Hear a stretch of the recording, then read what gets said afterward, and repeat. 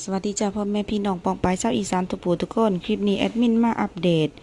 ฝนฟ้าอากาศภาคอีสานบ่ายแล้งมื้อนี้10พฤษภาคม2568ฝนฟ้าหลายแห่งพี่น้องเฮามาเบิ่งกันเลยจ้ะ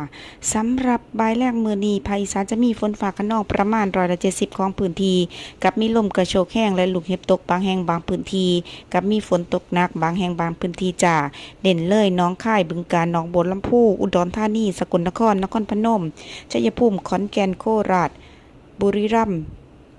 สุรินทร์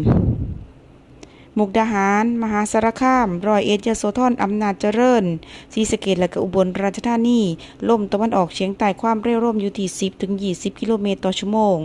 อัปเดตเรดาร์กันเลยเรดาร์ที่1ตรวจพบกลุ่มฝนปานกลางถึงหนักอยู่ที่อำเภอวังสะพุงจังหวัดเลยค่อนสารหนองบัวแดงหนองบัวระเวเทพสถิตทรัพย์ใหญ่บำเหน็จนรงค์จตุรัสเนินสง่าบ้านขวาวจังหวัดชัยภูมิ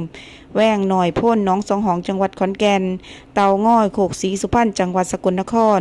บรบือว่าปีปทุมหน้าเชือกหน้าดูนยางศรีสุราษฎร์พยัคฆภูมิพิสัยจังหวัดมหาสารคาม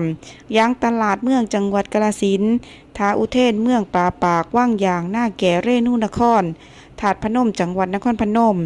ลมเกาบึง3,000วิเชียรบุรีสีเทพน้ำหนาวจังหวัดเพชรบูรณ์ดงหลวงค่ำชะอีจังหวัดมุกดาหารชานุมานเมืองเลืออำนาจพะนาจังหวัดอำนาจเจริญโรงนกชาจังหวัดยโสธรเกือบทั้งจังหวัดของบุรีรัมย์และกะโคราชจ้าอีกหนึ่งเรดาร์ตรวจพ่อกลุ่มฝนอ่อนถึงปานกลางอยู่ที่อำเภอชานุมานอำเภอเมืองอำนาจเจริญปทุมราชวงศาพะนาลืออำนาจจังหวัดอำนาจเจริญเขมราชกุดเขาปูนโพไส้สีเมืองใหม่ตาลสุมสว่างวีระวงศ์เลาเสือโกกตะการพืชผลม่วง30จังหวัดอุบลราชธานีอุทุมพรพิสัยบึงบูร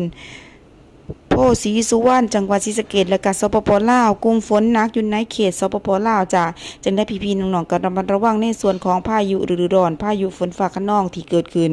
ในมื้อนี้นำเนาะคลิปนี้แอดมินลาไปแล้วพบกันใหม่คลิปหน้าสวัสดีค่ะ